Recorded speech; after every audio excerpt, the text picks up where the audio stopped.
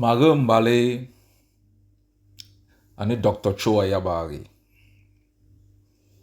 I want to tell you, good morning, my fellow people of Mezam. This is Dr. Cho Ayaba. Singer ni Sunday Nji ni fun Anyi sang September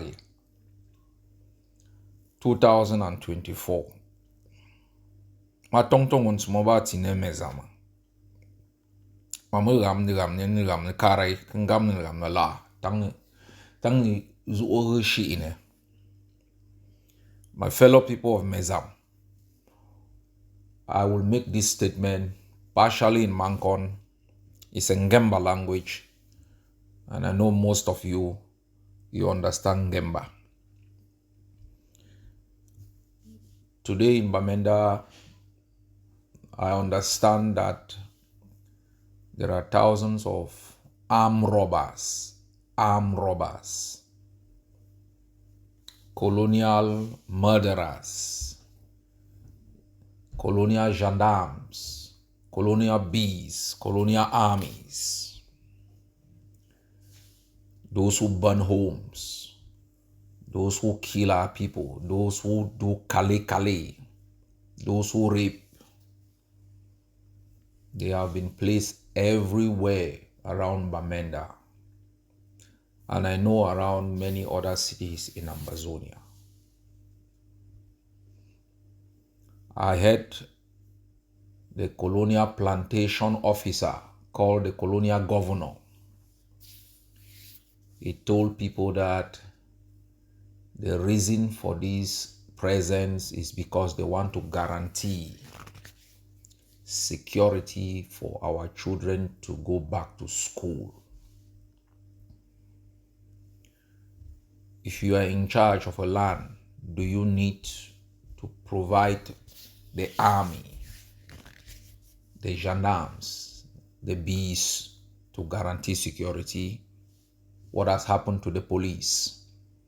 What has happened to the law? These barbarians have lost control of our land.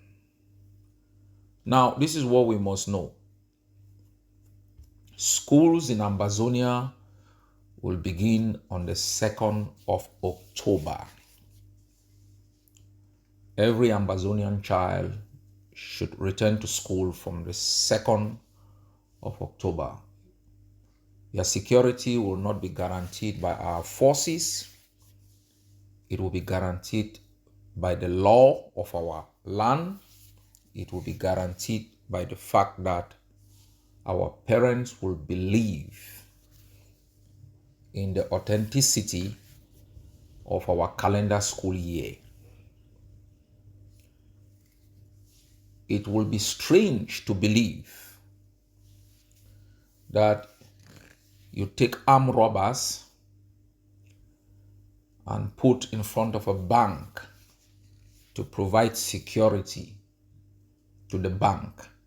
I don't think any investor, I don't think anybody will trust that bank to come and make any investment, do banking or any other transaction.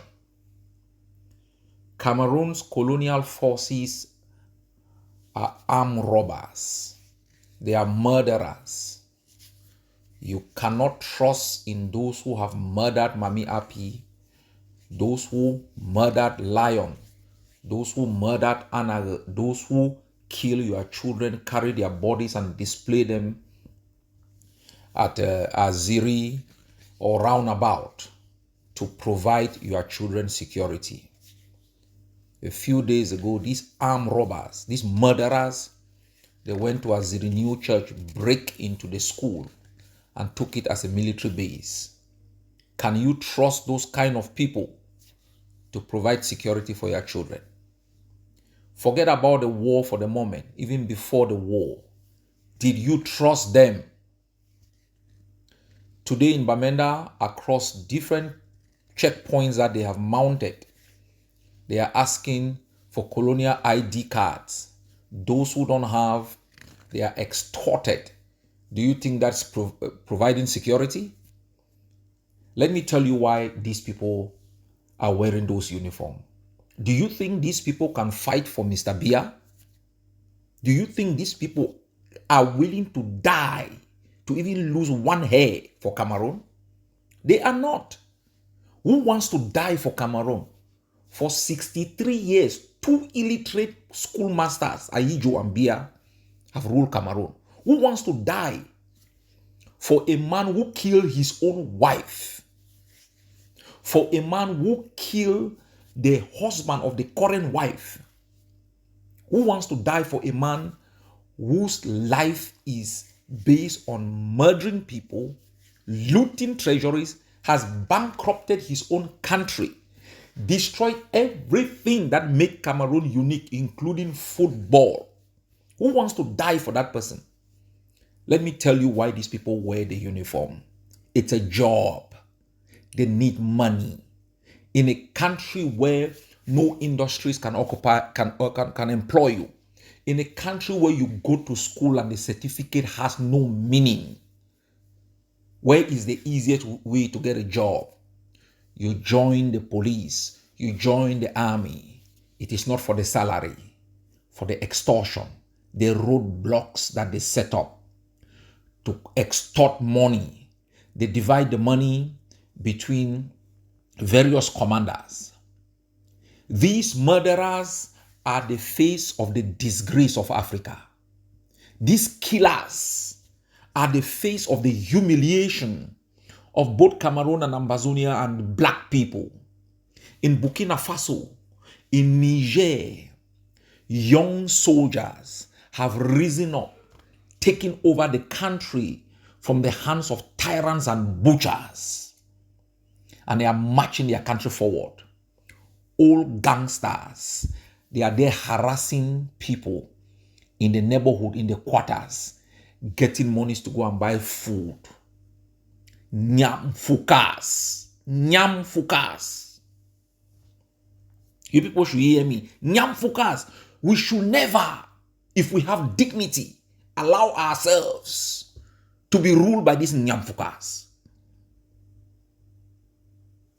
My people, they say, oh, we cannot start schools in October. Schools usually start in September. What is the law that says schools must start in September?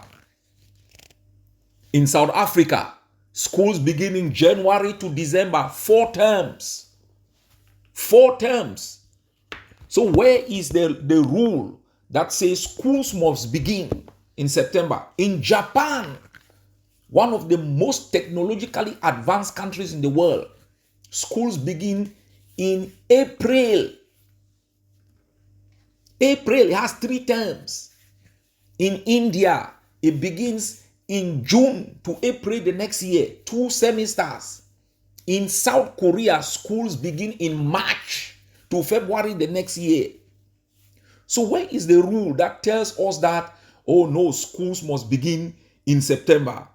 The only reason schools are beginning because we still act as though we were colonies of Western countries, to the extent that we tailor our school year to fit their own. And some make the argument that, well, we have to begin school so that we are in line with the calendar of foreign universities.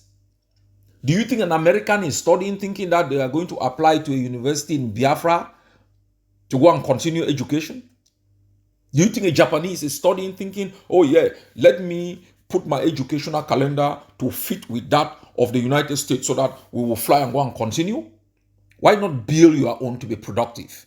Why not build your own to produce assets rather than liabilities? To produce children who are able to immediately combine sodium and chlorine and give you common salt and give mama in the room, in the kitchen to cook. You know, these people are cowards. In Chile, schools begin in March to December. In Australia, schools begin in January to December, has 4 terms. In New Zealand, it begins in January. And this is the best. You heard of Singapore? You heard of Singapore? Singapore in the 50s had the same GDP and economic level of development as most African countries. Now Singapore is at the top. Singapore is at the top. Schools begin in March. That is a place where they've taken palm and turned it into a multi-billion-dollar industry, far bigger than the economies of many African countries combined. Our school calendar must be totally distinct from that of those who have murdered, occupied our land, and taken us as slaves. Cameroon does not believe we are humans. They have virtually no respect for you and myself. If you pass through those checkpoints, it's French. How intoxicating that would be. Just imagine that you're living in Chomba and the people who control are all from Bali. The language spoken is from Bali. How will you feel? We have some sense of pride in ownership. We have some sense of pride in being who we are. All across Ambazonia, these people in Boya, they murdered school children. They cannot guarantee your security. The only people who can guarantee your security are the Ambazonian people. And that security will not be guaranteed with police. It will not be guaranteed with the army. It will be guaranteed with an understanding that doing right and doing just is the right thing to do. It will be guaranteed in the understanding that thou shalt not kill, thou shalt not steal. It will be guaranteed with the understanding that you shall not litter the street with trash. It's an education, it's a mindset. It's not physical present, it's not physical infrastructure. So my people, the colonial governor, a citizen from Cameroon, has lost the power to dictate the laws that will operate in Ambazonia. We must take control. We must, if we want to be completely free, undermine the authority of these Nyamfukas who entered our country 63 years ago and have scattered families. Mama is in America. Papa is in the village. The daughter is in Australia. The son is in France. Families have been broken because people are running left to right just to survive. The core of every society is the family. Being unable to even sit together, plan together, speak together, be happy together is the worst thing that can ever happen to every society. Our culture has been taken over, and Wafo has become an agent of the enemy.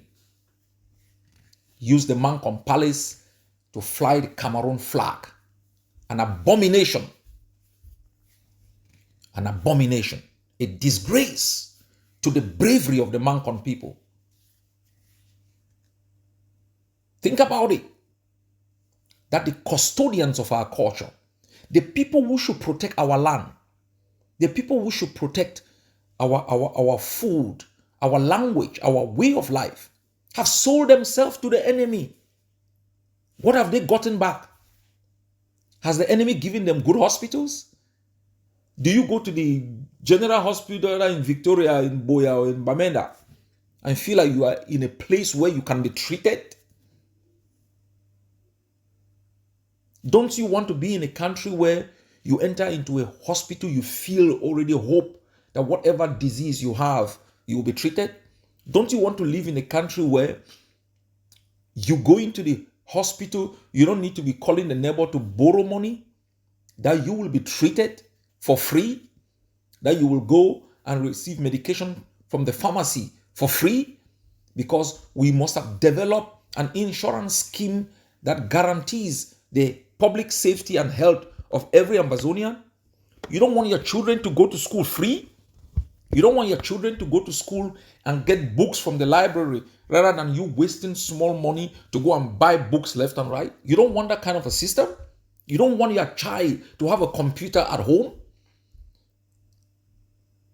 That's why we are fighting.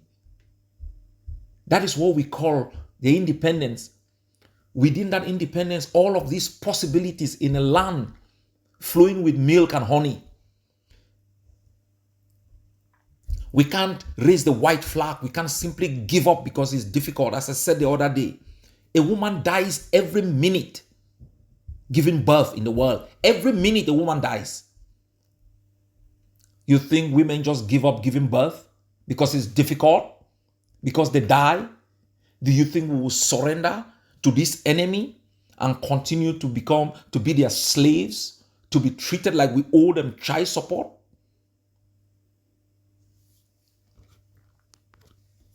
My fellow people, this is the fight of this generation.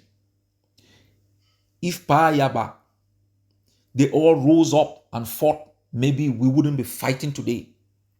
If we don't fight, Ye will rise up to continue to fight, and we must stop that. We cannot, in the 21st century, where other countries have advanced, we live in trash, in stinking cities. Roads are death traps where bike riders die. Taxis are all, you go into a pothole, you spend 20% of your income repairing a car.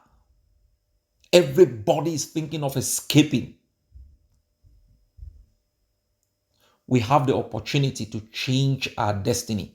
We have the opportunity to alter the lives of millions of our people. And I ask you people to persevere, to be resilient, and reject all the propaganda that the enemy is propagating. Yes, our people are suffering not because we carried arms. It's because they took over our land. It's because they looted our treasury. It's because they destroyed our economy. They took away marketing board, UNVDA. They took away WADA. They took away PowerCam. It is because they destroyed our parliament in Boya, our house of chiefs. It is not because we carried arms. Where is the ring road? Has the ring road been stopped because we carried arms? Where are our industries? Why the Victoria deep sea port, the deepest natural deep sea port in West Africa? Where is the Tico airport? Where is the Manfe airport? The Bafut airport now is a military base. Just imagine the number of Ambazonians who would have been employed working at an international airport. Just imagine the thousands and thousands who will gain employment working at the Victoria deep sea port, where the income they earn will trickle down to children, to mothers, to grandparents. Just imagine the amount of tourism at gardens, at Seme Beach, in Manu. If we had airports, if we had good roads, if we had a health system that guaranteed the safety of tourists. Spain makes 30% of its GDP through tourism. Millions and millions of dollars are earned because people want to come and visit. Why do people fly to Spain? Sun. They fly to Spain because there is too much sun. Do you know the amount of sunlight that burns your face every day? Do you know you can turn that into an asset that invites people? You can spin that around into energy that lights every home. So you should not be burning Turkang every day because some barbarians entered your country, took it over. I've never seen any people in this world, not the Americans that their country was occupied, by the Brits, gave up because it was difficult. Winston Churchill did not say, "Oh, Adolf Hitler, it's so difficult. I don't want London to be bombed, so I give in." Ayaba went, and Wafo knows. He's sitting there. He knows. Ayaba went to fight in Second World War to defend freedom in Europe. Died when I was just 11. Lived without a father my entire life. No people give up. because it's tough. No people surrender to traitors and murderers and looters because it's difficult. No people raise the white flag to their abusers because, they will stop abusing them. No woman who is raped should hang around with a rapist in exchange for security and safety. No one should tolerate their abusers because they are bullies. Real men and real women stand up against bullies. These bullies who have refused every opportunity, even in organizing free and fair elections. When teachers ask for simple constitution amendments, lawyers ask for it. Where is Patasang? What crime did he commit? Where is Professor Awasum, a lecturer? Hey people, don't let these bullies tell you when to go back to school until they let all the teachers they have in jail free, Penn Terence and the others. Who the hell do they think they are? Who the hell do these gangsters, bullies and murderers think we are? We own guns, as my Secretary General said, and very big guns. And every day that I live, that we live, we will work hard to make sure every Ambazonian is armed. And that these people who set up checkpoints to block your way around do not, never again, control your lives, make your laws, and decide how your court should be run. Ambazonia is free. We must secure that freedom. That is the job of this generation. And we cannot fail. They have promised if we fail, they will turn all of us into plantation workers, murder all those in jail. Refugees will never return. IDPs will be burnt in the forest. That is not the fate of a people born of the Kuvali Kenyes.